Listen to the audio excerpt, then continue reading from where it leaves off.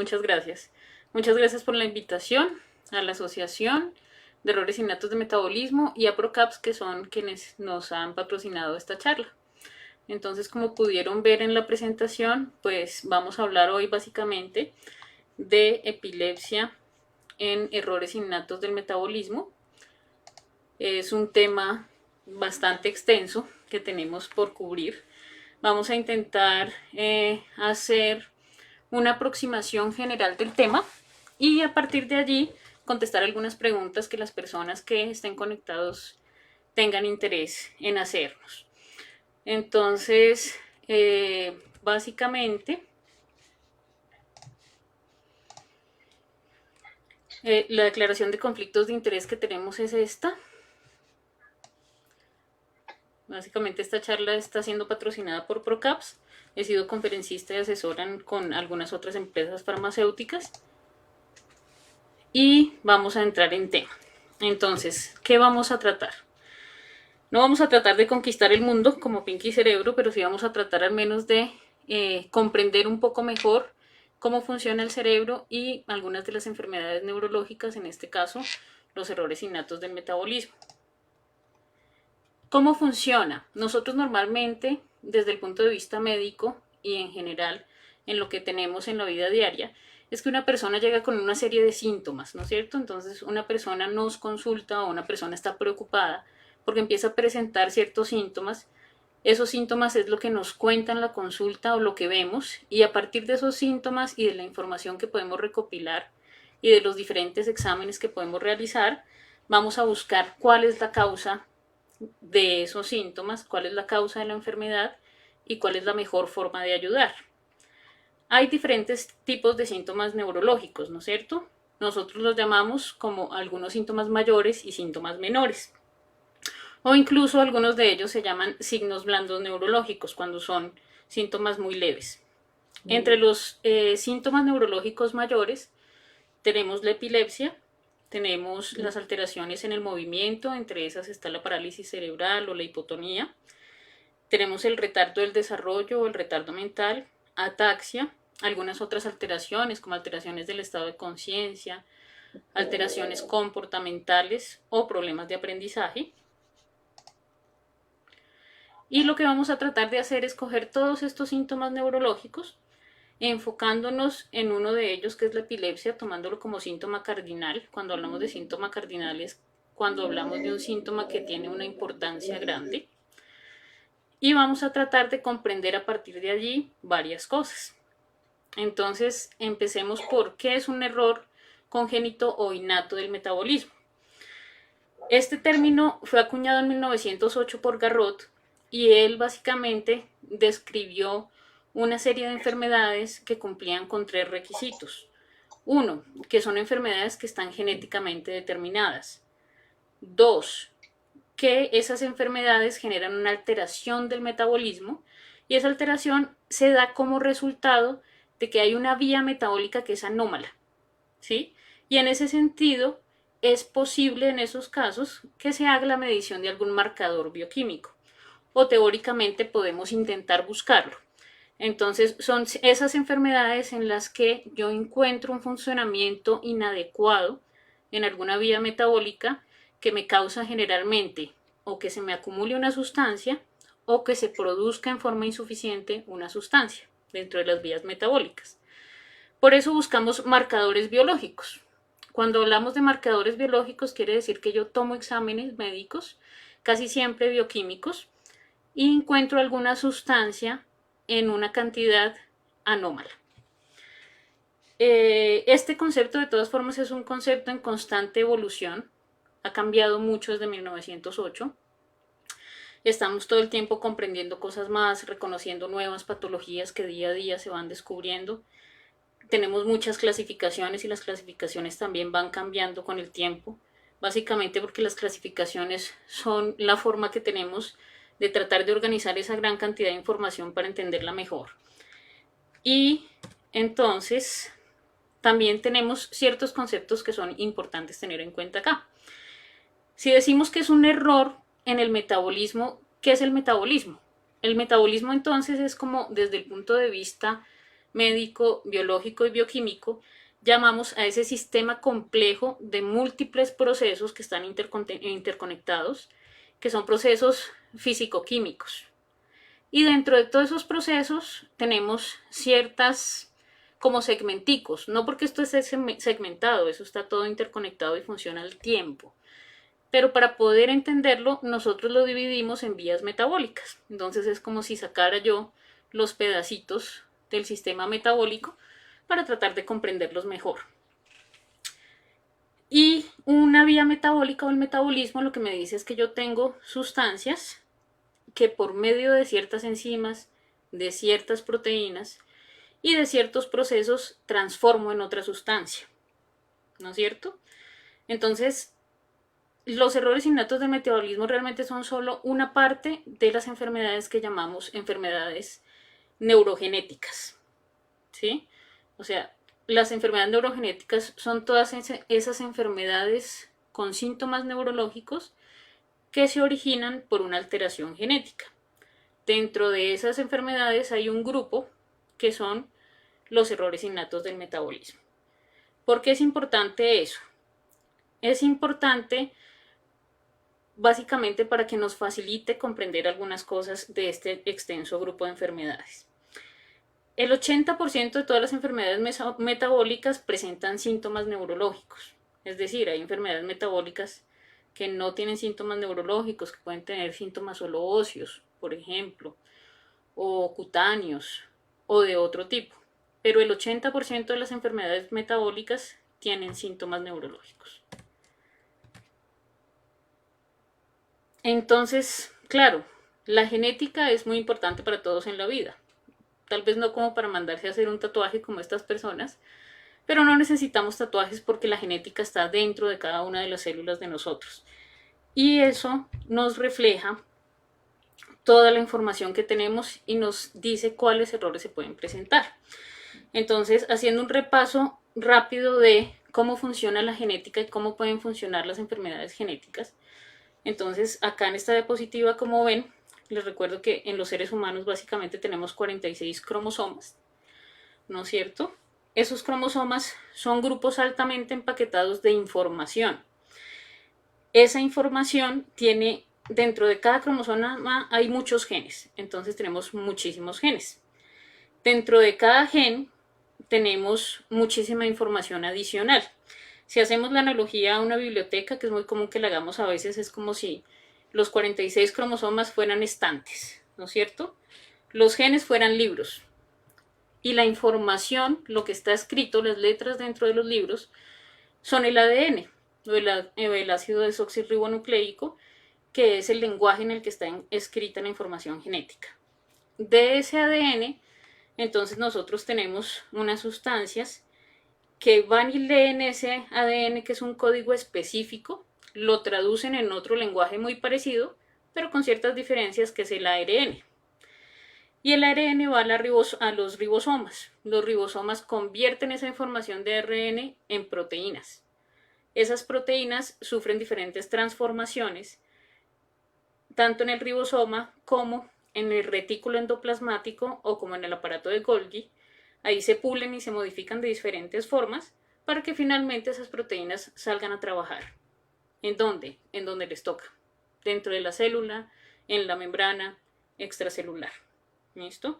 Entonces, claro, tenemos un proceso muy grande y muy variado de cómo esa información genética se traduce en proteínas y esas proteínas a su vez se traducen en funciones que tienen que hacer en diferentes partes.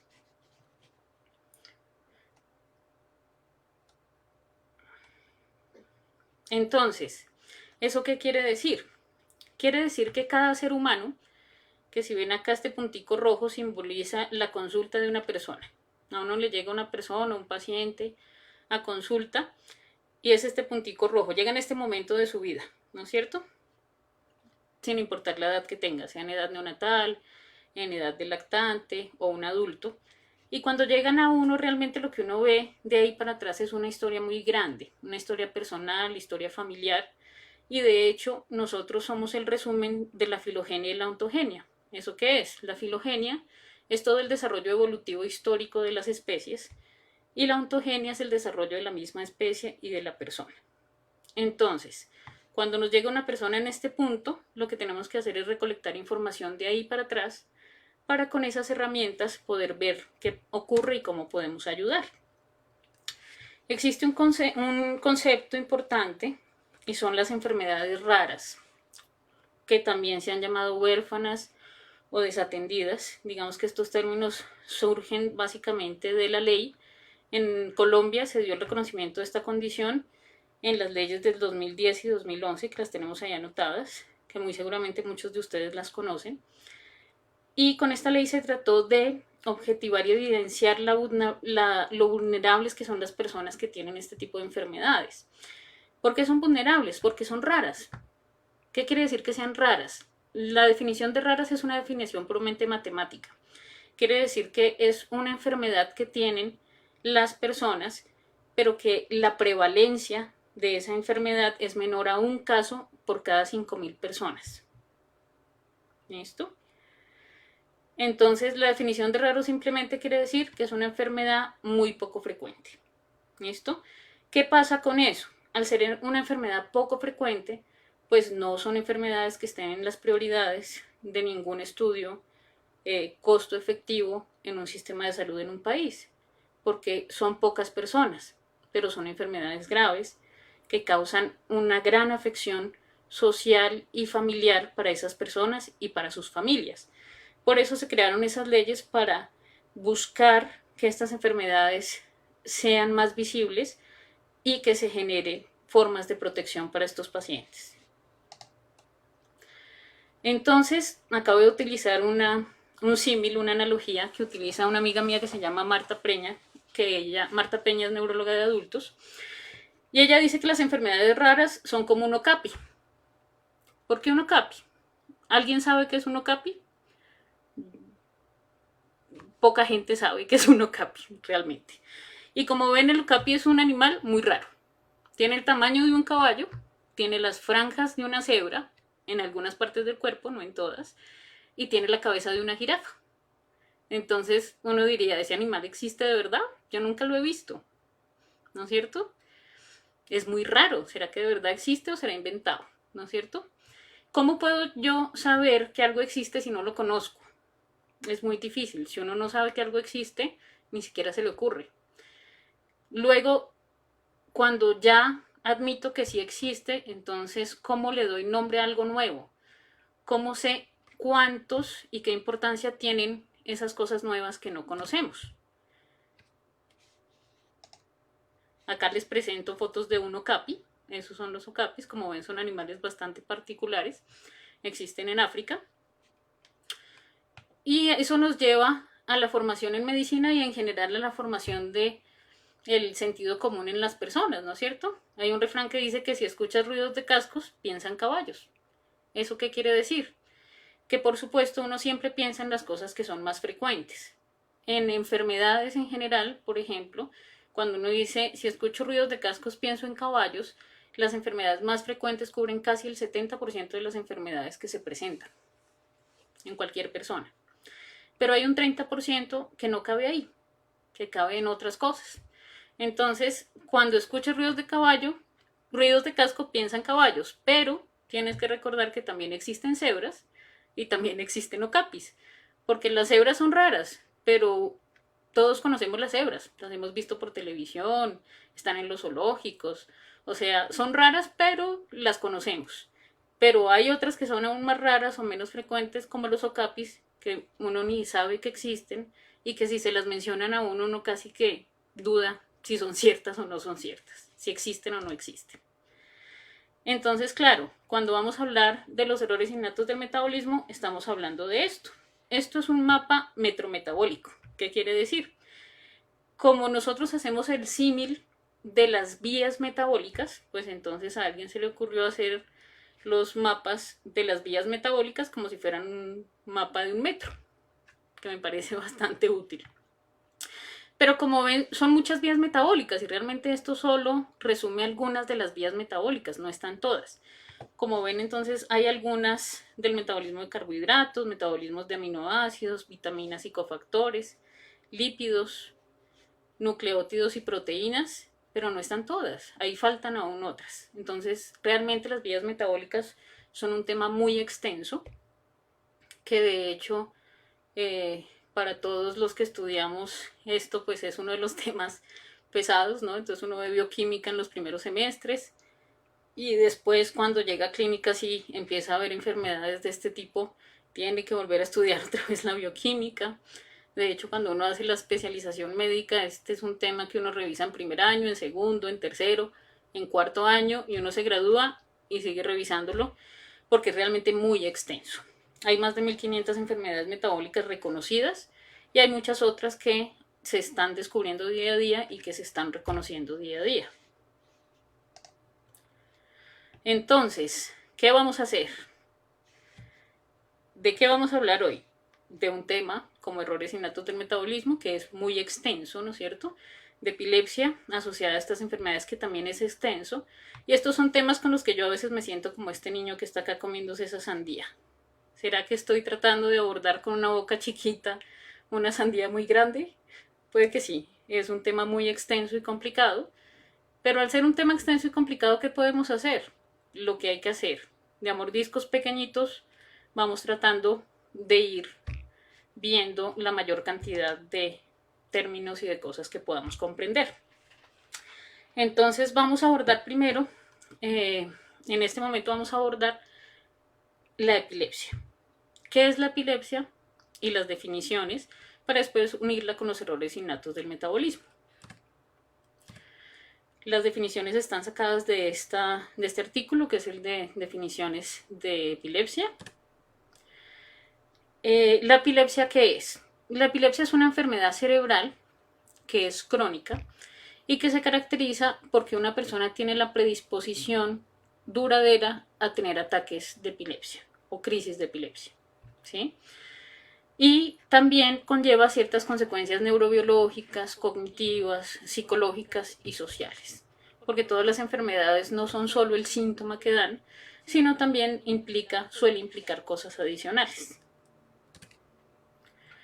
Entonces, la crisis epiléptica es la manifestación clínica de una actividad neuronal epiléptica, o sea, una actividad eléctrica neuronal excesiva e hipersincrónica. Normalmente es autolimitada, o sea, normalmente dura solo unos segundos a minutos y el cerebro solo logra controlarla. Cuando se prolonga por mucho más tiempo, es una complicación de la epilepsia que se llama un estatus epiléptico. Las crisis de epilepsia pueden ser tanto convulsivas como no convulsivas. Las convulsivas son aquellas crisis en las que hay movimiento. Las no convulsivas es cuando no hay movimiento o el movimiento es muy sutil. ¿Por qué hay diferentes tipos de crisis? Porque el cerebro hace todo. Entonces, si yo tengo una descarga eléctrica que es en la mayoría del cerebro del tiempo, pues lo llamamos una crisis generalizada y la persona generalmente va a tener una crisis convulsiva. Si, en cambio, las descargas eléctricas anormales son solo en segmentos del cerebro, las crisis las vamos a llamar focales y pueden ser muy diferentes, ¿no? Entonces tenemos los casos de crisis en las que solo se mueve una extremidad, que son motoras focales, o tenemos crisis en las que el paciente queda como con la mirada perdida y congelado, no se mueve, ¿no es cierto? O crisis en las que tienen movimientos sutiles y comportamientos extraños. Entonces hay diferentes tipos de crisis. Y la definición clínica de epilepsia, o sea, para que yo le diga a una persona que tiene una epilepsia, es aquella persona que ha hecho al menos dos crisis epilépticas no provocadas, ¿sí? Con una diferencia entre una y otra de al menos 24 horas. O sea, cuando una persona hace dos convulsiones en 24 horas, se cuenta como una sola crisis, como un solo evento. ¿Listo? También cuando tenemos una convulsión no provocada o refleja y por los antecedentes o los factores de riesgo o la patología que tiene asociada, sabemos que la probabilidad de que siga convulsionando es mayor al 60%. Porque entonces son personas en las que muchas veces, no en todos los casos, tenemos que esperar a que haga dos crisis para empezar el tratamiento. Si podemos evitar la segunda crisis empezando el tratamiento temprano, mucho mejor. Y hay algunos síndromes especiales de epilepsia, algunos síndromes en epilepsia, que se pueden reconocer también desde la primera crisis. La semiología pues es lo que nos cuentan los pacientes de las crisis y eso es la información que nosotros tomamos para tratar de saber qué está pasando con el paciente y buscar ayudarle. Entonces en la epilepsia tenemos un enfoque por 5 ejes que se utilizan en muchos lugares. El eje 1 es básicamente que le cuenten a uno cómo son las crisis. El eje 2 es que uno toma esa información y clasifica la crisis y dice qué tipo de crisis es. El eje 3 es que yo miro a ver si eso está dentro de un síndrome epiléptico o no. El eje 4 es buscar la etiología. La etiología es muy variable en la epilepsia y el día de hoy vamos a hablar específicamente de cuando la etiología es un error innato del metabolismo. Y el eje 5 es el psicosocial y el deterioro funcional y social asociado. Esta es como la tablita de la clasificación operacional de los tipos de epilepsia, que lo encuentran en el mismo artículo, es un enfoque útil. Y entonces volvemos a los errores del metabolismo como origen de la epilepsia o como causas de la epilepsia. Y al volver a eso entonces tenemos que volver al paciente. Esta figurita es un diseño que utilizaba el doctor Carlos Medina Malo, que fue profesor mío. Y es una tablita, es un diseño que me parece muy útil. Es un diseño para pensar en la historia clínica de un paciente.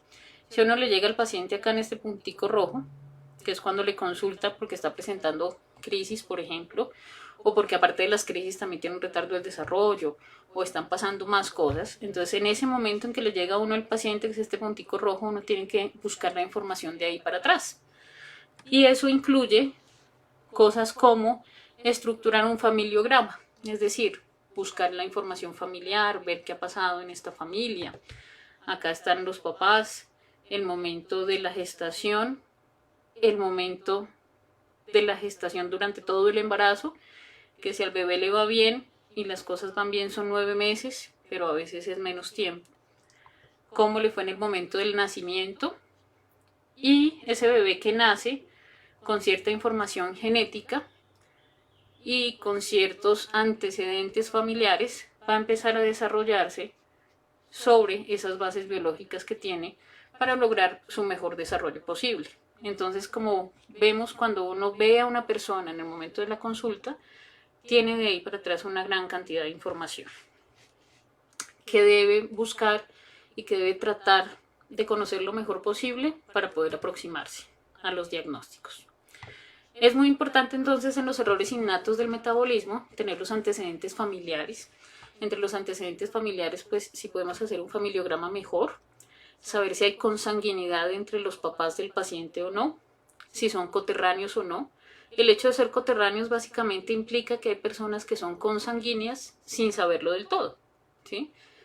Pero hay muchas zonas que son un poco aisladas, que han mantenido una población reducida, en las que aunque uno no quiera, posiblemente se termine la gente casando con un primo, porque no hay una población muy grande y todos terminan siendo familia. Entonces por eso hablamos de si las personas son consanguíneas o coterráneas como un factor importante.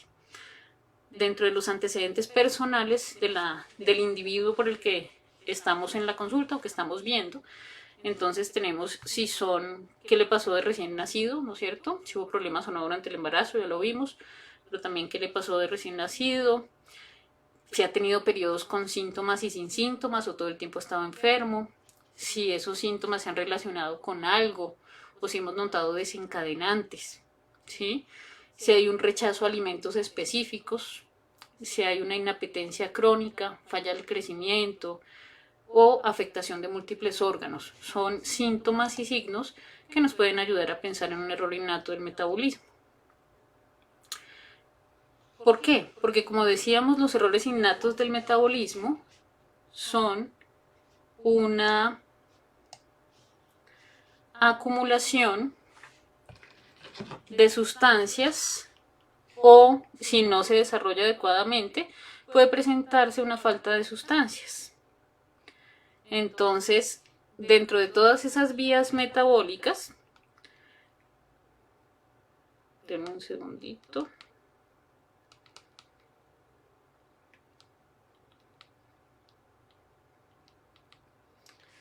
Dentro de todas esas vías metabólicas, entonces, como decíamos, si hay un error en una proteína, que puede ser una enzima, que hace diferentes acciones, puede ocurrir que dentro de esas vías algunas sustancias no se procesen adecuadamente, y si una sustancia no se procesa bien, hay otra que se va a ver afectada en su producción.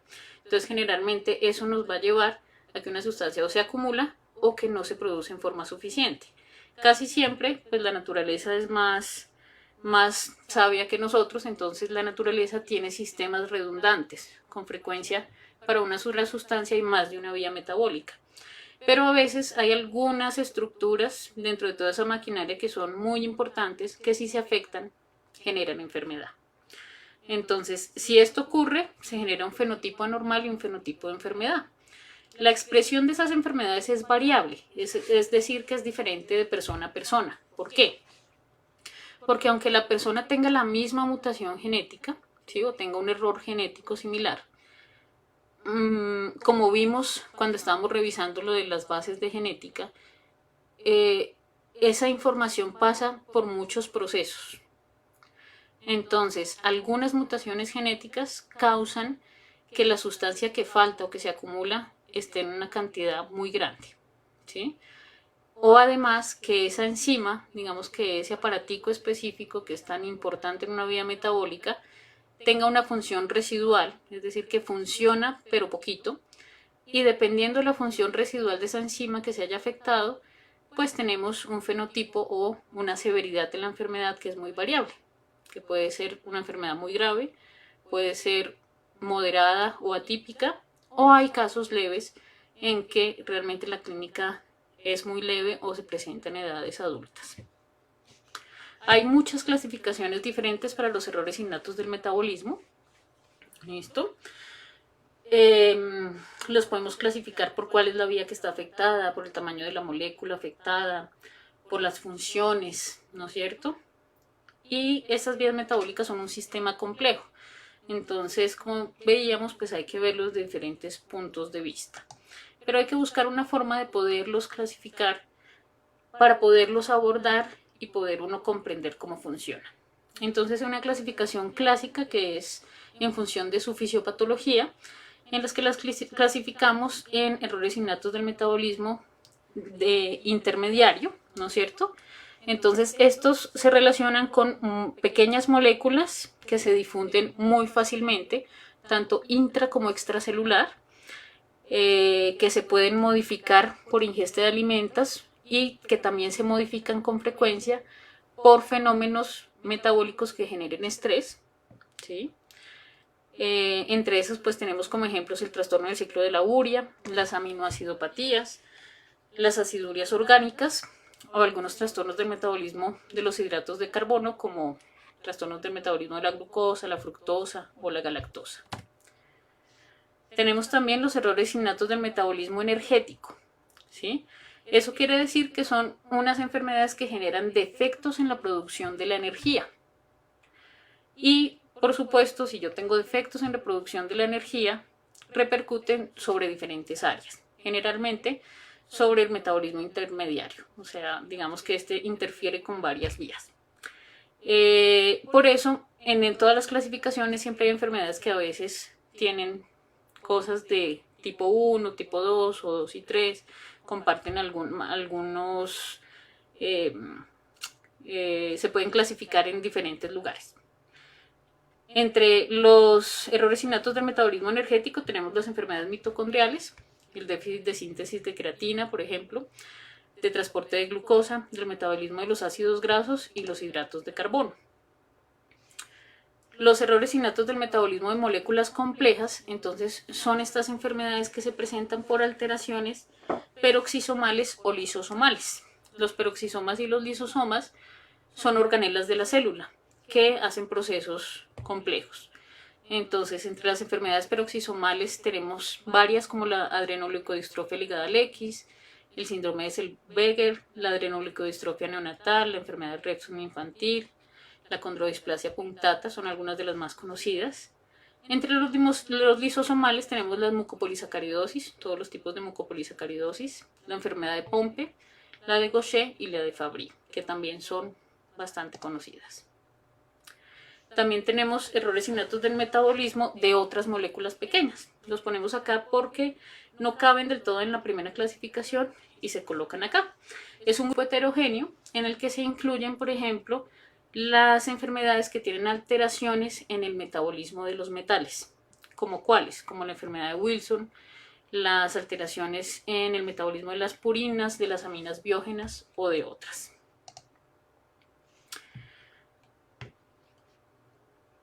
Bueno, entonces, claro, ¿para qué nos sirven estas clasificaciones? Todas estas clasificaciones nos sirven es para que uno trate como de ubicar las patologías por grupitos y le permitan a uno hacer que eso sea manejable. Entonces, cuando hablamos de errores innatos del metabolismo y epilepsia, quiere decir que uno de los síntomas predominantes o que se presenta con frecuencia en estos errores innatos del metabolismo es la epilepsia, ¿no es cierto? Pero generalmente no va solo, no es el único síntoma, generalmente va asociado a múltiples síntomas. Entre los síntomas que llamamos como banderas rojas o síntomas importantes para pensar en errores innatos del metabolismo tenemos cosas como el retardo del desarrollo o regresiones en el desarrollo, ¿no es cierto? Vómitos a repetición, rechazo de alimentos ricos en proteínas, hipoglicemias de causas no claras, episodios de somnolencia que son inexplicables, pérdida progresiva de audición o de visión, ¿no es cierto? Suelen ser casos o cuadros clínicos complejos que tienen muchos síntomas y muchos signos. Generalmente no tienen un solo síntoma o un solo signo. Y con frecuencia pues tomamos estudios adicionales para encontrar qué puede estar pasando. Entre esos tomamos neuroimágenes. En las neuroimágenes, sobre todo en la resonancia magnética cerebral, que muestra más detalle, encontramos con frecuencia algunos hallazgos que pueden ser sugestivos de estas enfermedades, pero son hallazgos que además son progresivos. Eso es importante porque a veces en las primeras imágenes, si se toman temprano, no vemos mucho, o vemos imágenes que se pueden ver muy similares en un error innato del metabolismo o que se podrían ver también, por ejemplo, en una persona con una asfixia perinatal. Entonces no es tan fácil. Pero las imágenes cuando son seriadas a veces nos ayudan un poco, porque a diferencia, por ejemplo, una asfixia perinatal, en los errores innatos del metabolismo vemos cambios en esas imágenes, vemos la progresión de la enfermedad. De hecho, en las imágenes hay otra cosa interesante también, es que en algunas de estas enfermedades genéticas o metabólicas, las primeras neuroimágenes pueden ser normales. Entonces uno ve pacientes que están enfermos o muy enfermos con unas imágenes que son normales. Por eso también es importante en algunos de estos casos, si la enfermedad progresa, si vemos que la enfermedad está cambiando, tomar imágenes de control. Hay algunas claves para la detección clínica, como habíamos hablado, que nos pueden ayudar, ¿no es cierto? Entonces, si hay antecedentes en la familia de personas con cosas parecidas o con enfermedades que no han tenido una explicación clara, con abortos o que fallecieron temprano y nunca supimos exactamente por qué. Si hay consanguinidad es muy importante porque muchas de estas enfermedades son autosómicas recesivas. Entonces, si la pareja es consanguínea hay un mayor riesgo de que se presenten. Como son autosómicas recesivas, también es cierto que muchas veces el paciente es el primer caso en la familia que se ve. Entonces, eso también es importante saberlo. La afectación o la enfermedad suele ser multiorgánica, o sea, generalmente hay más de un órgano afectado, pero debemos buscarlo, ¿sí? Si el paciente llegó porque estaba con una somnolencia, con alteración del estado de conciencia o porque tenía crisis, tenemos que buscar qué otros órganos pueden estar afectados. Hay alteraciones en audición o visión o en nervios periféricos, como decíamos hace un momento, y debemos preguntarnos si la enfermedad es estable o es progresiva. Si es progresiva, es más posible que sea una de estas enfermedades. Hay que ver el ritmo de progresión, qué tan rápido está esta enfermedad empeorando.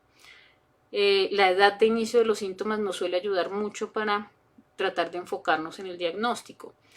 y ver si la afectación neurológica, qué extensión tiene, qué síntomas neurológicos tiene, ¿no es cierto? Si tiene epilepsia, si tiene retardo del desarrollo, si tiene también alteraciones de movimiento, si tiene hipotonía, todas estas cosas nos van a ir ayudando. Porque todas estas enfermedades, como son errores del metabolismo, pues suelen tener una afección global mucho más grande.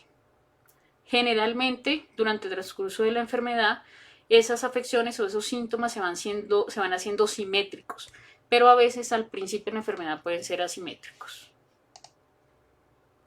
Eso quiere decir que lo que tenemos que hacer es hacer el trabajo de detective. No puede uno quedarse simplemente con los síntomas iniciales y darle un tratamiento para los síntomas, ¿no es cierto? Digamos que en medicina, como habíamos dicho al principio, hasta el 70% de las enfermedades de medicina son más fáciles, ¿sí? Por decirlo de alguna forma. Además son enfermedades que tienen guías médicas, ¿no es cierto? Entonces existen guías médicas para muchas enfermedades y entonces uno sabe que tenemos un diagnóstico de la enfermedad, le hacemos ciertos exámenes, puede haber variantes, pero en general la enfermedad tiene un curso similar y tenemos unos tratamientos preestablecidos. Eso ocurre en el 70% de las enfermedades, ¿no es cierto? Donde tenemos guías médicas que funcionan. Pero en ese otro 30% y dentro de ese 30% un porcentaje pequeño son estas enfermedades, no hay guías claras, no hay tratamientos claros, el diagnóstico no es tan fácil, el diagnóstico es difícil y hay que pensarlo y hay que sospecharlo para buscarlo. Si uno no lo piensa, no lo busca y si no lo busca no lo va a encontrar porque no son tan fáciles. Entonces hay que hacer ese trabajo de detective de buscar bien qué le pasó al paciente, ver la clínica, decidir qué exámenes tomar y según eso tratar de buscar cuál puede ser la causa. Entonces, la epilepsia es uno de los síntomas que está en forma frecuente en las enfermedades metabólicas, pero no suele estar aislada, como lo habíamos dicho. Y hay recomendaciones para en algunas epilepsias empezar estudios metabólicos. No en todas las epilepsias es necesario hacerlo, pero hay algunas epilepsias que le llaman a uno la atención o que tienen un mayor factor de riesgo de asociarse a errores innatos del metabolismo. ¿Como cuáles? Las crisis neonatales, cuando tenemos recién nacidos que convulsionan en las primeras horas de vida. Incluso hay recién nacidos que nacen ya convulsionando o que tenían convulsiones antes de nacer. Las crisis neonatales son una alarma y nos implica que en los recién nacidos es prudente hacer estudios de enfermedades del metabolismo. Las epilepsias mioclónicas progresivas. Cuando una persona tiene una epilepsia con un tipo de crisis que se llaman mioclonías, las mioclonías son como unos brinquitos. La gente dice que los pacientes se ven como si brincaran o como si se asustaran, porque son crisis muy, muy corticas, de 200, 300 milisegundos, en los que la persona hace como una contracción rápida, se ve como un brinco, no pierde conciencia, pero esos episodios de mioclonías, cuando esas crisis, esas epilepsias con mioclonías, se asocian a que la persona empieza a tener un deterioro progresivo de habilidades, es lo que llamamos una epilepsia mioclónica progresiva. Si presentan epilepsia refractaria. ¿Qué es la epilepsia refractaria? La epilepsia, normalmente a las personas con una epilepsia se les coloca una medicación y hasta el 70% de las personas con epilepsia se controlan con un solo medicamento. Hay un 30% más o menos de personas a las que les ponemos varias medicaciones, a las que les hemos puesto más de 2 medicamentos bien formulados a dosis adecuadas y que no se controlan. Estas personas son las que tienen una epilepsia refractaria. ¿Listo? Entonces en las epilepsias refractarias siempre hay que buscar más cosas. Entre esas cosas que buscamos, pues están la posibilidad de errores innatos del metabolismo, pero también puede haber otras. Entonces debemos definir si tiene un síndrome epiléptico específico, descartar otras causas estructurales. También puede tener otras causas genéticas que no son errores innatos del metabolismo, como canalopatías, como otras mutaciones, como la CDKL5 que tengo ahí anotada, o muchas otras mutaciones genéticas asociadas a epilepsia. Algunos patrones electroencefalográficos son más frecuentes en errores innatos del metabolismo, pero no existe ninguno que sea patognomónico.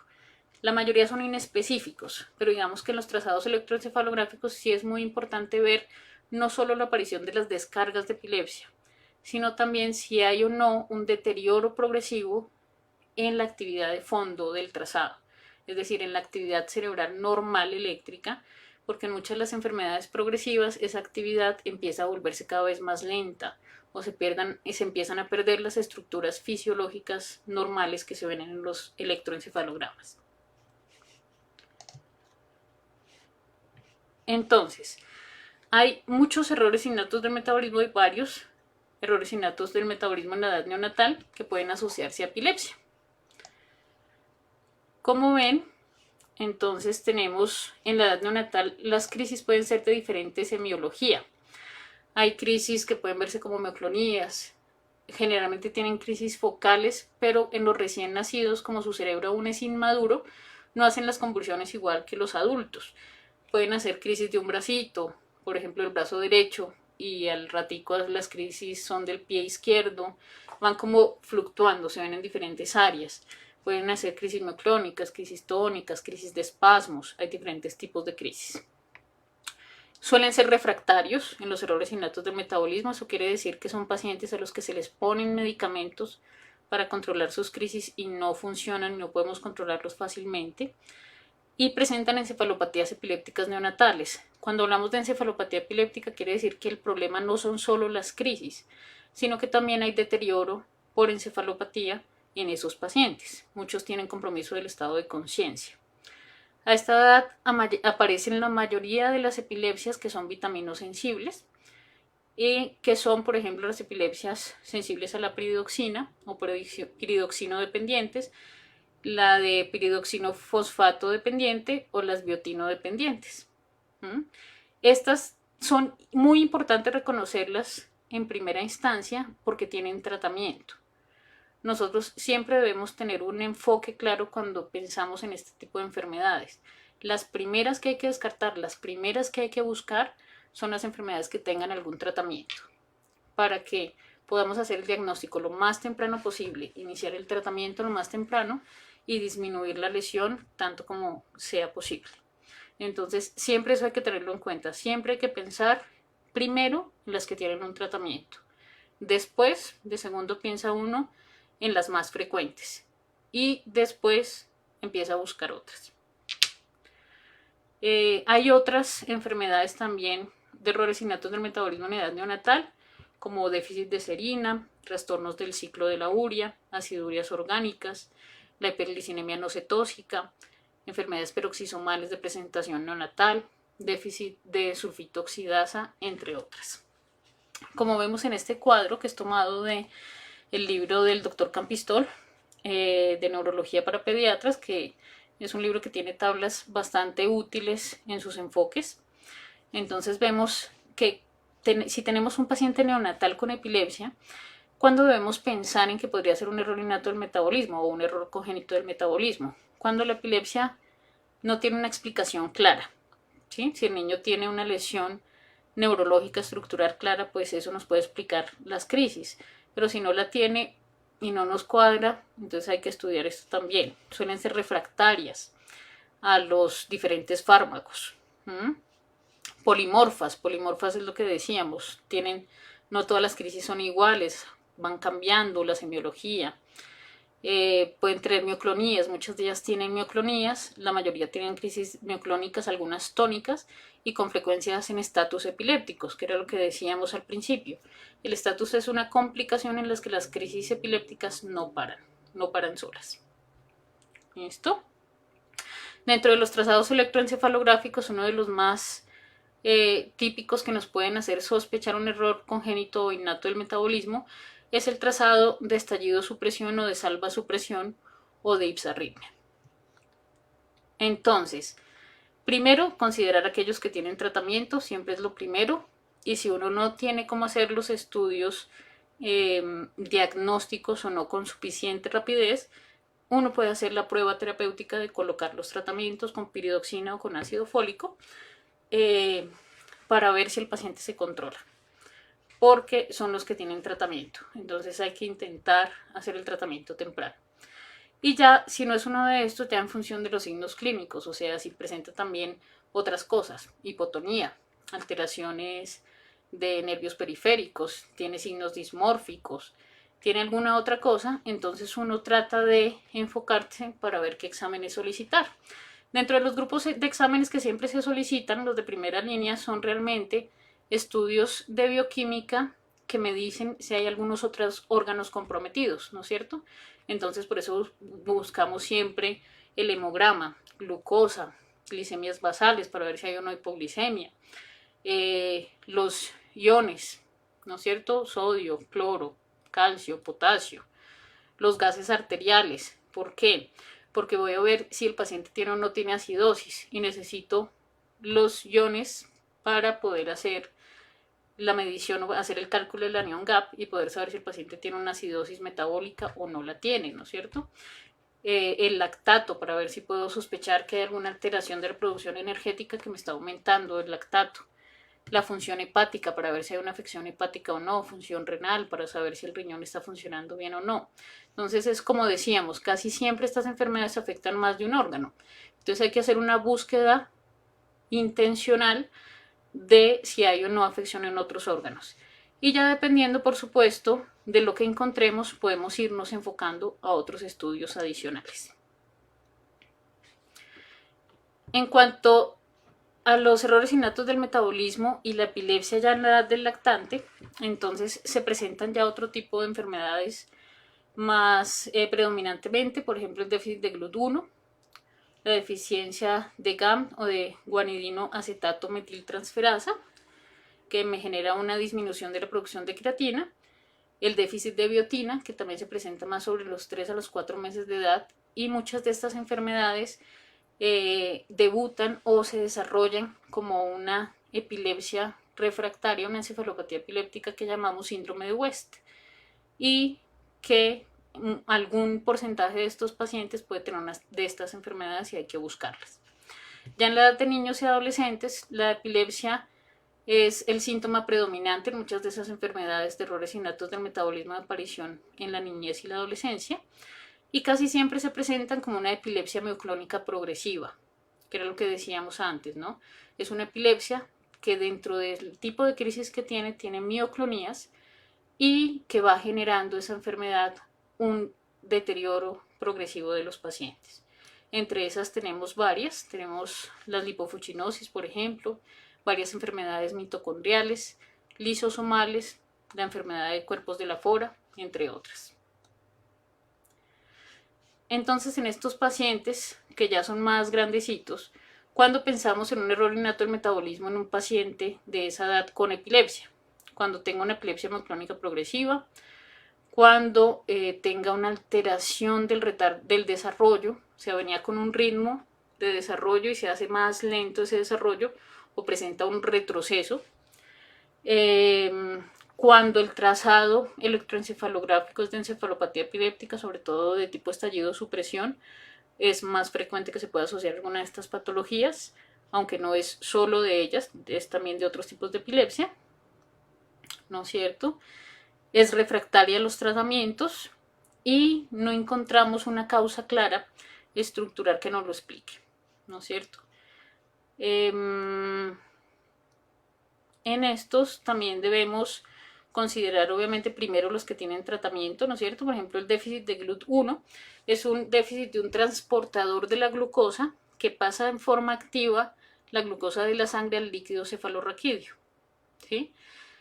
Si ese transportador no está, entonces realmente esa persona tiene una hipoglicemia cerebral en forma constante, aunque la cantidad de azúcar en la sangre sea normal. Entonces estas personas tienen una epilepsia refractaria de muy difícil control, empiezan a hacer deterioro también, tienen movimientos anormales, pueden desarrollar microcefalia. Y el tratamiento en esos casos es la dieta cetogénica. ¿Listo? Entonces, por ejemplo, ese tiene tratamiento. Los déficits de biotinidasa, pues tiene tratamiento porque podemos darles biotina, ¿sí? Algunos otros como el Niemann-Pick o el Menkes tienen tratamientos también. Entonces siempre hay que buscar primero las enfermedades que puedan tener un tratamiento, luego las más frecuentes y luego las otras. ¿Para qué buscamos las que no tienen tratamiento? Para varias cosas. Uno, para poder hacer una asesoría genética de las familias, ¿no es cierto? Porque para las familias es una situación muy difícil y muchas veces es muy importante que tengan esta asesoría genética para cosas como saber si van a tener más hijos, qué riesgo de que esto pueda volver a ocurrir en la familia tienen, y además para que si logramos encontrar cuál es la enfermedad, podamos también ayudarles a saber qué esperar, qué puede pasar, qué ha pasado con otros casos, cuáles son los mejores tratamientos para esos pacientes, para que los pacientes estén lo mejor posible. Entonces, por eso es importante tomarlos. Pero también es muy importante saber que en todas estas enfermedades en las que uno sabe que los niños son diferentes, en que las personas nacen diferentes, en las que uno ve por cómo funcionan, por los exámenes, que su funcionamiento es diferente al de las otras personas, después de hacer todos los estudios que están disponibles, tanto de genética como bioquímicos, solamente llegamos a saber cuál es la mutación genética y solo le ponemos el apellido a la enfermedad y decimos es un síndrome de Horler o es un Fabry o cualquier otro de estos nombres, o es una hiperglicinemia no cetósica, solo llegamos al apellido de la enfermedad en máximo el 50% de los casos.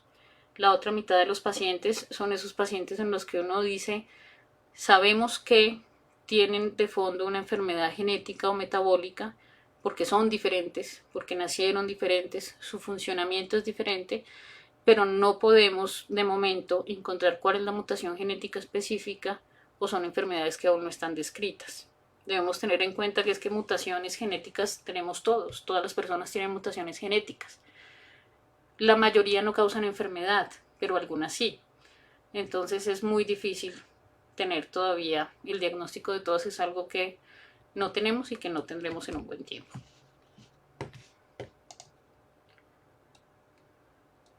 Entonces, si ya tenemos a nuestro paciente, ¿no es cierto?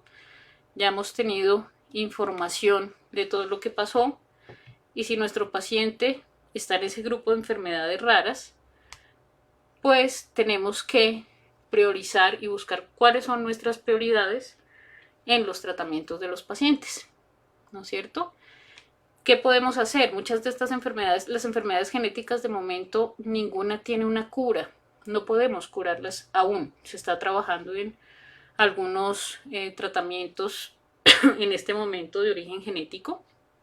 Como ustedes sabrán, en algunas enfermedades ya hay algunos tratamientos que están en fases de prueba clínica. Pero hasta ahora todavía no tenemos tratamientos curativos para las enfermedades genéticas. Esperamos que pronto tengamos algunos, pero aún no. Entonces debemos en esos pacientes que tienen estas enfermedades tener claras qué está pasando, entonces tratar de aclarar lo mejor posible la etiología en cuando se pueda, identificar los síntomas y tener prioridades claras de qué es lo que queremos ayudar a controlar. Generalmente queremos tratar de ayudar a controlar los síntomas como la epilepsia o la espasticidad o las malformaciones asociadas. Entonces la idea es tener claros esos objetivos para ayudar lo mejor posible al paciente, ayudar a los familiares y tener objetivos terapéuticos claros para que el paciente y su familia estén lo mejor posible. Dentro de esas enfermedades raras o de esos OCAPIs, utilizando el símil que hemos utilizado en la presentación, existen otras enfermedades raras que también llevan a epilepsia. Dentro de esas, algunas que tenemos son, por ejemplo, el síndrome de Dravet, que es una enfermedad genética también, pero que no es un error innato del metabolismo, está en las clasificaciones de las neurogenéticas diferentes que hablamos al principio. Este síndrome se da por una mutación en el gen del SCN1A. En el 80% de los casos es una canalopatía que genera una mutación en la subunidad alfa 1 del canal de sodio. Y en el 5% hay otra mutación diferente que da solo en niñas, no es en niños. Y este síndrome de Dravet es una mutación genética que da una epilepsia refractaria. Da epilepsia, da retardo del desarrollo y era una epilepsia que hasta hace unos años tenía una mortalidad alta porque generaba un deterioro progresivo y llevaba con frecuencia a los pacientes a fallecer en los primeros años de vida. tenemos cada vez más tratamientos y la evolución ahora es diferente. También está el síndrome de Lennox-Gastaut. Hay una cosa que se llaman las encefalopatías epilépticas. Como escucharon en algunos momentos, las encefalopatías epilépticas son un tipo de epilepsia que no solo tiene el problema de las crisis, sino que tiene también el problema de que genera otras dificultades además de las crisis. Genera alteraciones electroencefalográficas o eléctricas cerebrales casi continuas que llevan a un deterioro progresivo de las habilidades del paciente. Eso es una encefalopatía epiléptica. Entre ellas tenemos el síndrome de West, el Lennox-Gastaut. La etiología de estos son diferentes, son múltiples. Entre sus etiologías, un porcentaje son pacientes que tienen enfermedades neurogenéticas, ya sean errores innatos del metabolismo u otro tipo de mutaciones. ¿Por qué saco a colación esto de otras enfermedades raras aparte de los errores innatos del metabolismo? Porque los tratamientos para la epilepsia en todos estos pacientes, pues las herramientas o las armas que tenemos para manejar la epilepsia en todos los pacientes son básicamente las mismas. Tenemos una serie de fármacos antiepilépticos o anticonvulsivos que se han desarrollado durante estos años, se han desarrollado bastantes en realidad, pues comparado a como estábamos hace un siglo, y tienen diferentes mecanismos de acción e interactúan en forma diferente con diferentes órganos. Entonces es importante muchas veces en saber la etiología de la epilepsia para evitar utilizar algunos medicamentos que no se pueden usar en algunas enfermedades. Entonces, entre los diferentes medicamentos que tenemos estos que están acá anotados, ¿no es cierto? El valproico, el fenobarbital, carbamazepina, oscarbazepina, vigabatrin, levetiracetam, topiramato, algunos que no tenemos acá, el cannabis medicinal, la fenitoína, fosfenitoína. Estos son los fármacos antiepilépticos que tenemos. Y hay otros tratamientos adicionales que se pueden utilizar en algunos casos para tratar de mejorar la epilepsia, como la dieta cetogénica, la cirugía de epilepsia que puede ser resectiva o paliativa y tratamientos de inmunomodulación. Ustedes ven que hay algunos en diferentes colorcitos. ¿Por qué? Porque dependiendo del tipo de epilepsia y dependiendo de la etiología, hay algunos medicamentos que se pueden usar en algunos y que no se deben usar en otros. Pero pues es algo muy específico de cada patología. Dentro de los medicamentos nuevos que se han sacado o algo que se está sacando en este momento, existen las posibilidades de los tratamientos con el cannabis medicinal. Hay muchos tipos de cannabis medicinal que se han ido utilizando, ¿no es cierto? Tenemos extractos de cannabis que son los que más comúnmente hemos utilizado. En Colombia llevamos utilizando cannabis medicinal con extractos de cannabis más de 10 o 12 años. Lo que pasa es que por mucho tiempo se utilizó sobre todo en manejo de dolor crónico, en manejo de dolor asociado a cáncer, en manejo de náuseas asociado a tratamiento de quimioterapia, por ejemplo. Se ha utilizado durante mucho tiempo. En los últimos años, con un movimiento que se generó alrededor posiblemente de una paciente, de una familia de una paciente que se llamaba Charlotte, que falleció hace poco, con el caso de una familia con una niña que tenía un Dravet, que es Charlotte, que buscaron alternativas adicionales porque los tratamientos no funcionaban y ella se seguía deteriorando y tenía muchísimas crisis al día. Desarrollaron entonces en conjunto con otras personas el tratamiento con cannabis medicinal para epilepsia.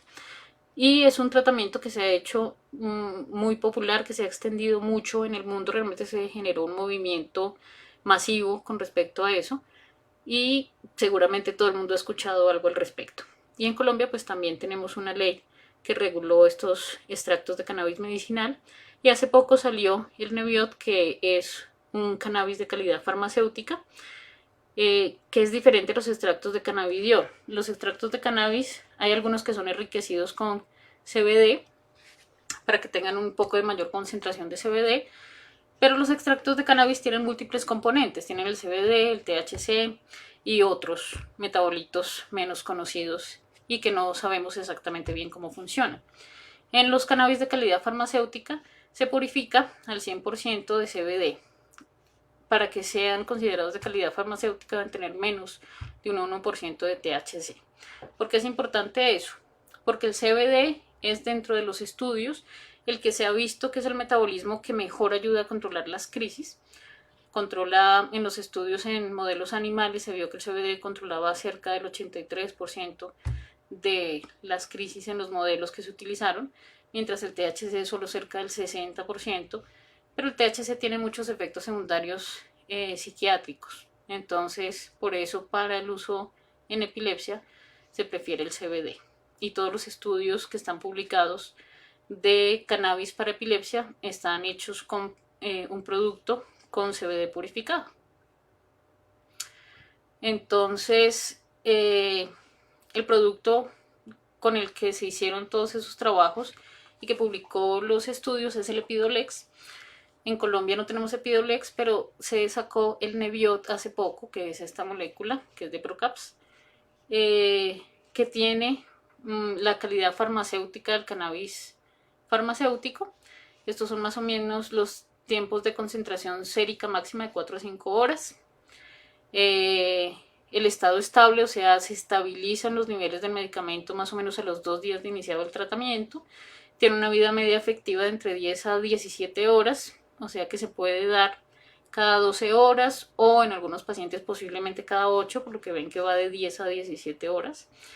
La vida media de eliminación es de 60 horas, tiene una alta unión a proteínas de más del 90%, y uno de los problemas que han tenido la mayoría de farmacéuticas y los laboratorios para poder producir esto es que la biodisponibilidad oral es baja, entonces no les ha quedado fácil, pero lograron estos productos. Tiene unos mecanismos de acción interesantes porque el cannabis, el CBD a diferencia del THC, no interactúa o no tiene nada que ver con el sistema endocannabinoide.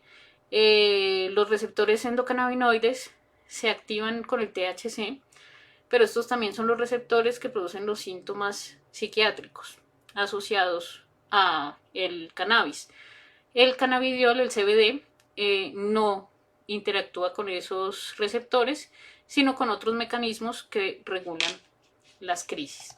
Por eso es el que se ha preferido usar en epilepsia de momento, y todos los estudios están hechos más para enfermedad de Dravet y de Lennox-Gastaut, en donde se ha mostrado una mejoría significativa de crisis. Esta mejoría significativa oscila, pero muchos de los síndromes va entre mejorías del 40 al 50%, y lo mismo el síndrome de Lennox-Gastaut, donde alcanza también entre el 30 al 44-45% de mejoría de las crisis, tomando como parámetro el parámetro que se usa en epilepsia para saber si algo mejora en forma significativa las crisis. Eso quiere decir que tiene que haber mejorado al menos en el 50% las crisis del paciente para que se considere efectivo. Bueno, entonces básicamente esto es, hasta acá va la charla como la teníamos presupuestada. Me demoré 1 horita más o menos, porque la idea es que hemos visto muchos conceptos diferentes. Hemos visto muchos conceptos diferentes sobre epilepsia, sobre errores innatos del metabolismo, sobre la existencia de algunas otras enfermedades neurogenéticas. Y pues a partir de acá la idea es que ustedes puedan realizar algunas preguntas que tengan al respecto y podamos hacer una discusión de las preguntas que tengan.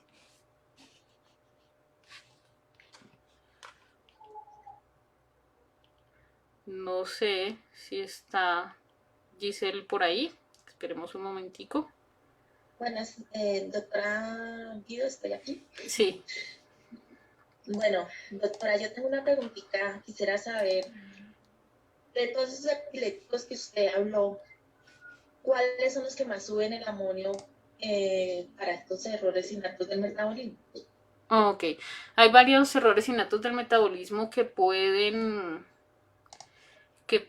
generar hiperamonemia, aumento del amonio sérico, y son básicamente todos los errores innatos del metabolismo que tienen que ver con el ciclo de la urea, que está implicada en la producción energética, y son muchos también de los que tienen que ver con el metabolismo hepático o de la función energética. Esos son los que suben el amonio sérico. Ah, los medicamentos, correcto. Entonces, claro, hay pacientes que pueden tener estas enfermedades que predisponen a que su hígado tenga una capacidad limitada de procesamiento. Por ejemplo, los trastornos del ciclo de la urea además pues tienen alteraciones en varios cofactores como la carnitina, que son importantes para el ciclo de la urea. Entonces, por ejemplo, el ácido valproico es uno de los medicamentos que uno en estas enfermedades con frecuencia intenta no usar, porque puede utilizarlo y en personas que tiendan a hacer hiperamonemia puede facilitar la aparición de la hiperamonemia. Es uno de los que más facilita eso, el ácido valproico. Listo. ¿Alguno de los doctores tiene alguna pregunta a hacerle a la doctora sobre epilepsia de errores de metabolismo o del cannabis que estaba hablando la doctora?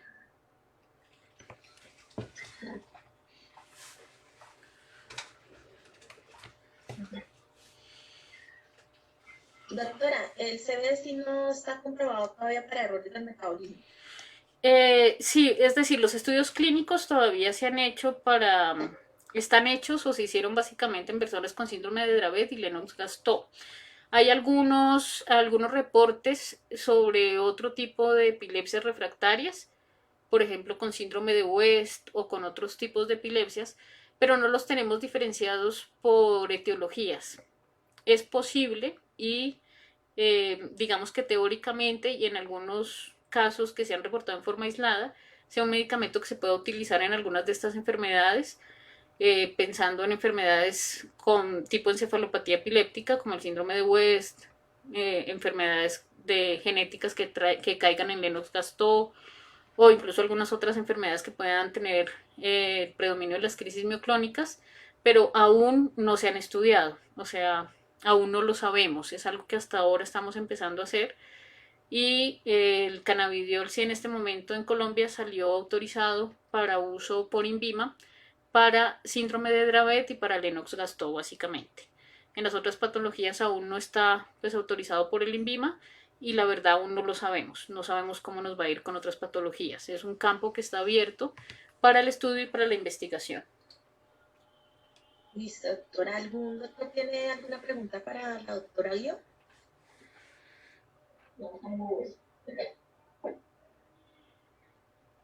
Bueno, tengo acá dos mensajes que llegaron también a las redes preguntando. Hay una persona que nos pregunta si eh, que si en Colombia lo venden y si es posible conseguirlo. Supongo que estamos hablando del cannabis medicinal.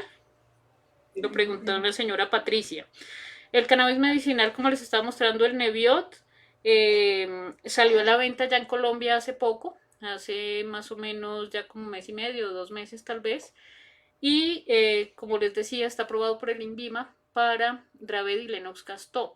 Se puede utilizar en otras patologías, pero pues bajo una supervisión médica y bajo un consentimiento médico de los familiares de los pacientes. Se consigue ya en varias farmacias y sí debo hacer una mención a algo que me parece importante y es que el cannabis medicinal está saliendo en Colombia en un precio bastante asequible. El Epidolex, por su parte, por ejemplo, está casi en $1000 el frasquito, lo que hace que sea casi totalmente inviable para la mayoría de los sistemas de salud. Cuando yo estaba en España incluso estuve en algunos de los estudios clínicos que se hicieron con el cannabis original, con el Epidolex, y en la mayoría de los sistemas de salud, incluso los europeos que tienen fondos mayores y que cubren más cosas, el precio lo hace inviable.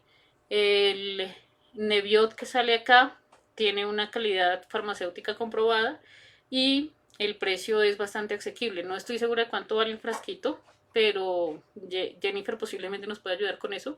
Pero sí sé que está cerca de los 180,000 pesos y lo venden en varias farmacias con fórmula médica. Doctora, aquí nos está preguntando Isabel Clavijo. En Sí. convulsiones neonatales con déficit de vitaminas, ¿se inicia la piridoxina? ¿A qué dosis y por cuánto tiempo? ¿Qué estudios debe realizarse en este tipo de déficits? Bueno, entonces, para los déficits de piridoxina, generalmente son de aparición neonatal, por ejemplo, hay algunos de aparición en el lactante, pero son más raros, y aparecen como un síndrome de Ohtahara o síndrome de West, que quiere decir que son niños con espasmos infantiles muy tempranos, que además estos pacientes pueden presentar también alteraciones del estado de conciencia y otras cosas. Los tratamientos generalmente es que se da una dosis de impregnación inicial de 100 miligramos por kilo al día y luego se dejan dosis de 50 a 100 miligramos kilo día dividido en una o dos dosis. Los estudios básicamente hay que hacer mediciones de piridoxina inicialmente y para hacer el diagnóstico confirmatorio muchas veces hay que ir al estudio genético de la mutación genética. Lamentablemente, como decía en nuestro medio, los exámenes existen y muchos los cubre el sistema de salud, pero son muy demorados. Entonces, si uno tiene la sospecha o si uno tiene un paciente con esas patologías tan graves, uno puede iniciar el tratamiento y ver si mejora. Es una prueba clínica con la piridoxina, porque la piridoxina finalmente es una vitamina, igual que el ácido fólico. No le va a hacer daño al paciente, si el cuerpo del paciente no lo necesita, generalmente lo va a eliminar. Pero si lo necesita, lo ponemos y más o menos a los 2 días de iniciado, si lo empiezas vía oral, el paciente, de hecho en horas, en 6 a 8 horas, el paciente empieza a mejorar las crisis. Entonces, si uno como médico tiene un paciente neonato sobre todo, o en edad lactante, con una epilepsia refractaria, con espasmos infantiles, que le tomas un electro y tiene una ipsarritmia, le pones piridoxina, 50 a 100 miligramos por kilo día, y miras si funciona. ¿Listo? Tengo acá otra pregunta. Dice, ¿cuándo se diagnostica una esclerosis mesial temporal? Bueno, eso es más de epilepsias, de otro tipo de epilepsia. Ese es un tipo de epilepsia en el que hay una lesión en una estructura que se llama, que es el lóbulo temporal. La parte mesial es la mitad del lóbulo temporal y es una zona que se asocia mucho a la memoria. Hay un tipo de epilepsia en la que esa estructura se va haciendo cada vez más pequeña y eso se llama una esclerosis mesial temporal. Se diagnostica por el tipo de crisis, por la actividad electroencefalográfica que se encuentra y por las imágenes que uno en la resonancia, y esos pacientes tienen un tratamiento que es quirúrgico. Hay una cirugía de epilepsia con la que le va muy bien. Pero no es una enfermedad que sea genética de este tipo, no es un error innato del metabolismo. También tengo acá, con respecto a las... Dime las preguntas que tienes allá. Tengo otra pregunta. Dice, ¿el valproico tiene contraindicación absoluta en los errores innatos del metabolismo? No en todos. Dime. Te voy a terminar lo que escribieron. Perfecto. Dado que suele ayudar a controlar las neoclonidas, dado que al principio es difícil saber si se trata de una canalopatía o de un error del metabolismo. No es, ninguno de estas enfermedades es fácil de diagnosticar. Hay algunas cosas que le pueden dar a uno como pistas. Realmente por eso les decía que en este tipo de enfermedades sí es donde el neurólogo o el pediatra lo está viendo el paciente, generalmente tiene que tener más espíritu de detective, porque hay que ir buscando pisticas para saber cuál de las enfermedades puede ser. Entonces, los errores innatos de metabolismo, como les decía, es un problema en las vías metabólicas y hay sustancias que o se acumulan o no se producen. Entonces uno tiene que ir buscando, esos dan síntomas como de que uno se intoxica con algo, lo llamamos intoxicaciones endógenas, o todo el sistema colapsa porque algo le falta. En las canalopatías, generalmente los problemas que causan las canalopatías son eléctricos. Entonces causa problemas eléctricos cerebrales como epilepsia, pero también puede causar problemas eléctricos en otros órganos, como en el corazón o el músculo. Entonces, digamos que uno busca, por eso es importante buscar en los otros órganos para ver qué es lo que está fallando y según lo que uno va viendo, uno va sospechando si es una o es la otra. En cuanto a el ácido valproico, no está contraindicado en todas las enfermedades metabólicas, solo en algunas. Generalmente en las que tienen alteraciones de la producción energética, ¿sí? En las que tienen alteraciones del ciclo de la urea, o sea, enfermedades mitocondriales o alteraciones del ciclo de la urea. Son en las que en general causa más problemas el ácido valproico porque puede facilitar la hiperamonemia. ¿Listo? Pero no es en todas las enfermedades. No, otra preguntita de Diana Gómez. Sí. Pacientes con sospecha de déficit de GLU-1 que aún no ha llegado al diagnóstico, ¿se puede iniciar dieta cetogénica como medida terapéutica en epilepsia refractaria? Sí, es una opción. De hecho, en la epilepsia refractaria la dieta cetogénica es un buen tratamiento. Incluso aunque la etiología sea otra. O sea que si una persona tiene una epilepsia refractaria, iniciar una dieta cetogénica en forma temprana es una conducta adecuada. Las dietas cetogénicas tienen que ser dirigidas por una persona que sepa dirigirlas para evitar desnutrición o descompensaciones o otros problemas. Pero la dieta cetogénica, por ejemplo, empezar la aproximación con una dieta hipoglúcida, que quiere decir cero azúcar, cero panela, cero miel, y empezar a disminuir la cantidad de carbohidratos es algo que se puede hacer en los pacientes con la sospecha y que de hecho si empieza a no ver mejoría le va a reforzar el posible diagnóstico y le va a facilitar seguir por ese proceso. Tengo acá otra pregunta que creo que nos están haciendo preguntas por varios lados. Voy a leer una de acá y ya sigues tú con las de allá. Hay una pregunta para la cialidosis si hay conocimiento de algún tratamiento específico, que nos pregunta Catalina. La cialidosis lamentablemente es una enfermedad que de momento no tiene un tratamiento específico. El tratamiento que hacemos para la cialidosis con mucha frecuencia es tratar de controlar lo mejor posible las crisis convulsivas. Ellos también hacen una epilepsia mioclónica progresiva. Entonces, el tratar de controlar o disminuir la cantidad de estatus epilépticos es una medida que tratamos de utilizar para que el deterioro sea más lento y los pacientes estén un poco mejor. Pero de momento no hay un tratamiento específico que yo conozca, no que esté aprobado. Creo que hay algunos estudios, pero no hay ninguno que esté aún en fase clínica. Bueno, Isabel Clavijo nos pregunta, ¿se puede iniciar dieta cetogénica en periodo neonatal? No es lo habitual, pero hay algunos casos en que se hace. No es habitual, ¿por qué? Porque hay mayor riesgo de descompensación, hay riesgos de hipoglicemia. Como les decía, la dieta cetogénica igual es una dieta muy restringida, donde hay limitación en las proteínas, hay limitación en varios aportes de vitaminas y otras cosas. Entonces, no suele ser, digamos que el primer tratamiento. Hay casos en los que se ha hecho, hay casos reportados. Acá en Colombia, por ejemplo, conozco el caso de una niña que tenía en manejo el doctor Yves Villamizar en Bucaramanga, en la que se empezó porque ningún otro tratamiento funcionaba. Se puede hacer, pero hay que tener mucho cuidado. Pero sí se puede. No es como la primera línea, pero en algunos casos uno puede hacerlo. ¿Sigues con las de Facebook? Una mamita. Si quieres terminas ahí y ya sigo con las de acá. Bueno, una mamita pregunta que qué medicamentos debería evitar un paciente con acidemia propiónica. Ok, la acidemia propiónica es también de inicio neonatal y muy grave. Digamos que con ellos los síntomas principales son el vómito, hacen una alteración alimenticia y no toleran la comida y vomitan y entonces hacen sobre todo síntomas de alteración de la conciencia, pueden entrar en coma. Entonces estos pacientes son difíciles de manejar.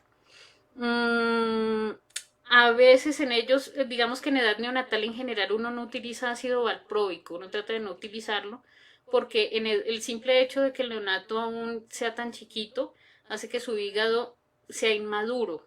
Entonces medicamentos como el ácido valproico pueden empeorar ese tipo de enfermedades. Entonces digamos que la acidemia propiónica tampoco es una medicación que uno quiera iniciar. Bueno, Juan José López dice que gracias por la charla. Antes de alteraciones estructurales cerebrales, ¿se debe pensar en un error innato del metabolismo? No, lo más frecuente, digamos que en las frecuencias de lo que hay en los pacientes, están más las lesiones estructurales cerebrales, ¿sí? Pero entre las lesiones estructurales cerebrales debemos contar las malformaciones corticales que son congénitas, ¿sí? ¿Por qué? Cuando un bebé nace mal, o sea, no existe en la naturaleza nada que sea más natural, valga la redundancia, que un parto, ¿sí? De verdad que uno de médico, lo único que hace cuando uno atiende un parto y el parto es normal, es coger al niño. O sea, realmente así funciona porque es algo natural, ¿sí? Cuando un parto se complica, en muchos casos es porque el bebé ya traía algo. Entonces digamos que en ese sentido sí es una cosa importante porque un parto complicado, cuando es distóxico, el bebé no sale, algo pasó, con mucha frecuencia eso es un signo de alarma de que el niño puede traer algo. Ese algo que es, muchas cosas. Puede traer ya un daño cerebral de antes porque hay niños que hacen infartos antes de nacer. Puede tener malformaciones corticales, puede tener enfermedades genéticas de base. Entonces, digamos que hay una gran gama de cosas, pero en orden de frecuencia es más frecuente que tengan alteraciones estructurales u otros síndromes genéticos, y los errores innatos del metabolismo, como les decía, son solamente, digamos que si los sumamos todos, suman más, las enfermedades raras, si sumas todas las enfermedades raras hacen un grupo más grande, pero generalmente no son más del 5%. ¿Qué efectos secundarios puede generar el nevio a largo plazo? Bueno, el cannabis medicinal es algo que en el uso de epilepsia solamente llevamos los ensayos clínicos, se hicieron en el 2010, 2011, entonces llevamos más o menos 10 años. A largo plazo aún no lo sabemos. El cannabis medicinal lo hemos usado más en adultos por muchos años, por cerca de 10 o 12 años. Los extractos de cannabis medicinal que se utilizan con concentraciones altas de THC tienen a largo plazo efectos psicológicos, entonces por eso digamos que es una de las razones por las que se prefirió en epilepsia usar extractos más de solo CBD y no THC. Tienen efectos secundarios a corto y mediano plazo grandes, en el sentido de que, no grandes, pequeños, pero de alta incidencia, o sea, un porcentaje harto de los pacientes que usan cannabis medicinal tienen síntomas, sobre todo gastrointestinales, aumento en la salivación, a veces tienen un poquito de diarrea, o otro tipo, o les aumentan el meteorismo. Pero a largo plazo, para ser sinceros, todavía no lo sabemos porque es un medicamento nuevo y lo sabremos solo con el tiempo. Ojalá hubiera otra forma de saberlo, pero no la hay. Dice Ana Merchan pregunta, ¿la farmacosistencia se puede dar por mala absorción de los medicamentos o problemas digestivos? Sí, o sea, los errores innatos, ¿me decías en la pregunta? Sí. Sí, algunos errores innatos del metabolismo presentan síntomas de malabsorción intestinal, o sea, tienen problemas en la metabolización de los alimentos o de los productos de los alimentos, entonces con frecuencia tienen síntomas gastrointestinales, por eso pueden tener diarreas o vómitos. Lo más frecuente es que tengan vómito. O que sean personas que restringen o selectivamente rechazan algunos alimentos o en general tienen muy bajo apetito. Entonces son esos niños que no comen nada porque realmente su cuerpo no puede procesar los alimentos. Listo. Acá hay un papito que nos hace varias preguntas al tiempo. ¿Qué tipo de pruebas se pueden realizar al paciente cuando ya se le han hecho todas y sale bien en errores del metabolismo? Dice que a mi bebé en enero le hicieron todas las pruebas y aún no me dan ciencia cierta cuál es su tipo de epilepsia o considerarlo como error innato del metabolismo. Sí, hay dos cosas ahí. Uno es lo que yo les decía, que hay enfermedades neurogenéticas dentro de las cuales están los errores innatos del metabolismo, que son solo un grupito. Una enfermedad neurogenética quiere decir que es un paciente que tiene síntomas neurológicos, es una persona que nació diferente y tiene síntomas neurológicos que pueden ser epilepsia, retardo del desarrollo, alteraciones de movimiento, ataxia o una combinación de esas. Cuando nosotros tenemos un paciente, como les decía, esto es como hacer de detective. Nosotros vemos una persona que nació diferente, que su desarrollo es diferente, que su funcionamiento cerebral es diferente y no fue por un accidente, no fue porque tiene una lesión en el cerebro, no encontramos una malformación específica. Entonces nosotros sabemos que simplemente esa persona nació diferente, ¿sí? Ese es el paciente al que nosotros en la consulta les decimos, mire, muy posiblemente este paciente o este niño tiene una enfermedad genética o metabólica, ¿sí? Y empezamos a hacer los estudios. Pero de cada 10 pacientes en los que sospechamos eso y les hacemos todos los estudios que están disponibles en el momento, todos los bioquímicos, todos los paneles genéticos, les hacemos exoma, se les hacemos todos los estudios posibles que hay en el momento, de cada 10 pacientes, solo podemos decirles el apellido, o sea, decirle cuál es la mutación genética o en qué grupo de enfermedad neurogenética entra a la mitad. La otra mitad, a pesar de que le hagamos todos los estudios, nunca les vamos a poder decir, mire, tiene una enfermedad de, eh, yo qué sé, déficit de piruvato deshidrogenasa. No podemos. ¿Por qué? Porque es que hay tantas mutaciones genéticas como personas hay en el mundo realmente. O sea, cada persona puede tener una mutación genética diferente. Entonces, todos los estudios genéticos y metabólicos que tenemos disponible solamente nos deja ver un grupo de esas enfermedades. Solo a la mitad de los pacientes les podemos decir cuál es el apellido de su enfermedad. ¿Sí? Pero en ese caso yo les invito a que no se obsesionen con el apellido de la enfermedad. ¿Sí? ¿Por qué?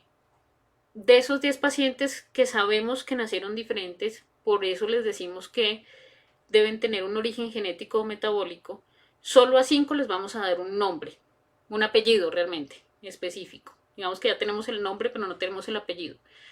Y de esos a los que les dimos el apellido, un tratamiento efectivo, específico para esa enfermedad, solamente lo tienen un grupo muy pequeñito, 2 de cada 10 pacientes. En los otros 8 pacientes, aunque tengamos el apellido, realmente el tratamiento no cambia mucho. Entonces es importante tratar de llegar a la etiología, pero uno no se puede obsesionar con eso tampoco. Es importante priorizar qué es lo que puede hacer uno por su muchacho. Entonces es importante que uno priorice qué puede hacer, qué sí puede hacer y tratar de hacerlo lo mejor posible.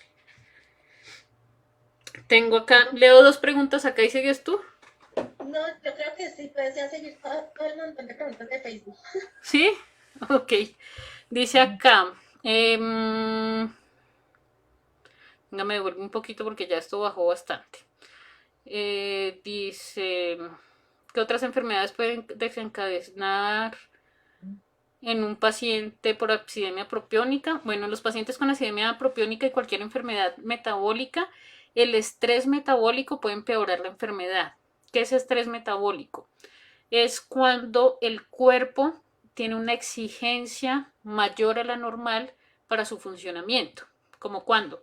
Cuando uno tiene fiebre, cuando uno tiene una infección, cuando uno tiene un accidente, cuando uno se intoxica con una comida. O sea, cualquiera de esos eventos que le exigen al cuerpo que trabaje a más de su capacidad normal es lo que nosotros llamamos un estrés metabólico. Y una persona con un error innato del metabolismo o una enfermedad neurogenética con frecuencia tiene unas reservas limitadas y no va a poder responder adecuadamente. Y entonces eso va a hacer que su enfermedad se descompense y que el paciente entre en una crisis metabólica que pone en riesgo su vida y que requiere tratamientos generalmente intrahospitalarios. Para trastornos del ciclo de la urea, la OTC hay terapia génica. Gracias, me mandan un saludo desde Perú. Muchas gracias por asistir a la charla. En este momento no hay una terapia génica específica para la OTC. Como le decía, hay algunos estudios actualmente en varios frentes de terapias génicas, pero aún están para trastornos del ciclo de la urea, aún están en fase preclínica, pero no tenemos todavía ninguno específico que podamos utilizar. A ver.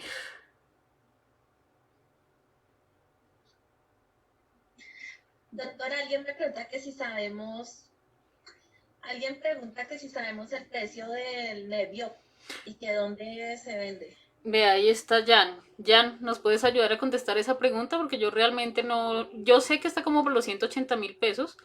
Yo tengo unos pacientes que empezaron tratamiento y yo sé que uno de los papás lo compró en una droguería acá en Bogotá.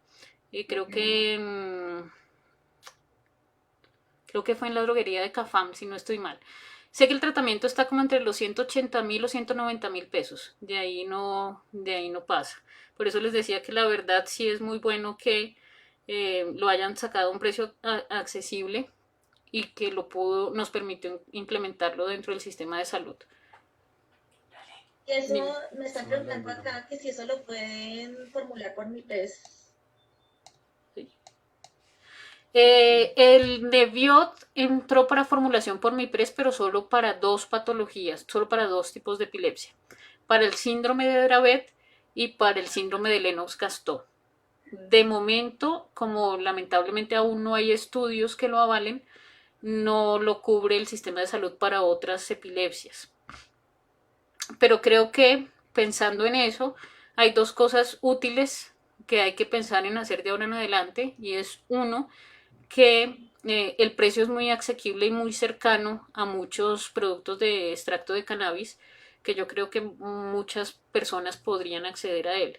Y 2, pues las personas que tengan tratamiento con este medicamento, que tengan otros tipos de epilepsia, hay que empezar a hacer estudios para reportar cómo les van y poder solicitar que, si funciona bien, sea autorizado por el sistema de salud para otras patologías.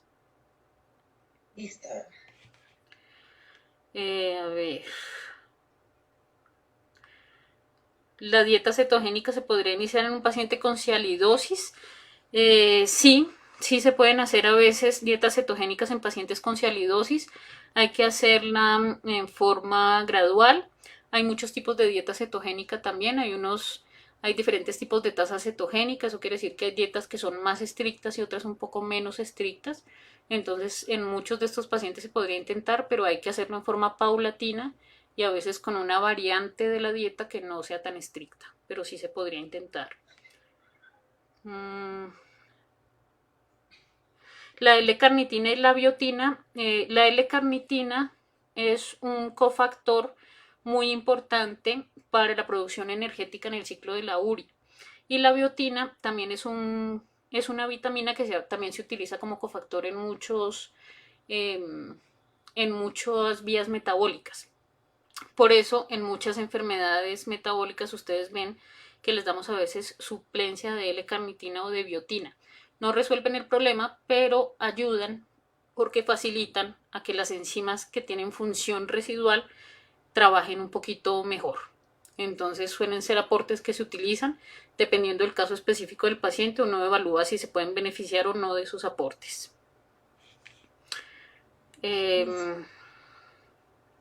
Ok.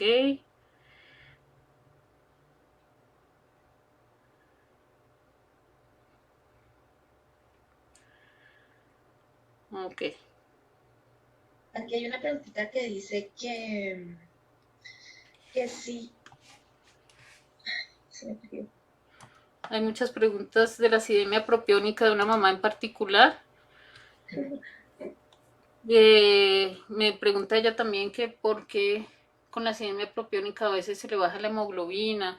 Lo que pasa es que muchas de las acidemias o acidosis hacen que cambie el pH de la sangre, y eso hace que algunas células como los glóbulos se rompan más fácilmente. También la alteración en muchos de los errores innatos del metabolismo, la alteración energética causa que ese tipo de células también sean más susceptibles.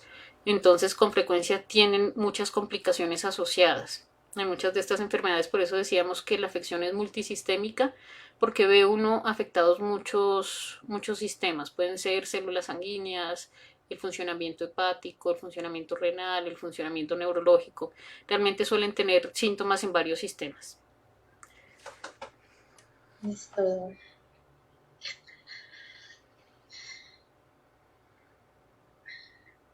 Bueno, creo que se nos está acabando el tiempo. Quedan 5 minuticos. Tú me dirás, Gina, que Pero por ahí, bueno, alguien me preguntó que dónde se podía conseguir el Nevio. sí. Yo sé, Bueno, como les decía, sé que hay varias farmacias donde ya están disponibles. Entonces, pero no sé me si... dicen que Droga La Rebaja, Ah, ok. Farmaplus, a nivel nacional Unidrogas, Capánico el Suicidio. Ah, ok. No, muchísimas gracias por la charla. Bueno, Quedo muy agradecida. fue un gusto. Aquí hay muchos agradecimientos que te envían muchos doctores. Quedó muy claro el tema. Gracias. Excelente charla. Me alegra mucho que les haya gustado. Traté de hacer la cosa lo más amena posible.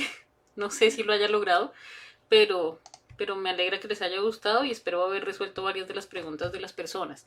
Yo sé que hay muchísimas preguntas más, porque pues es un tema muy, muy extenso. Eh, pero pues respondimos las que pudimos y buscaremos la forma de ver si podemos tener de pronto alguna otra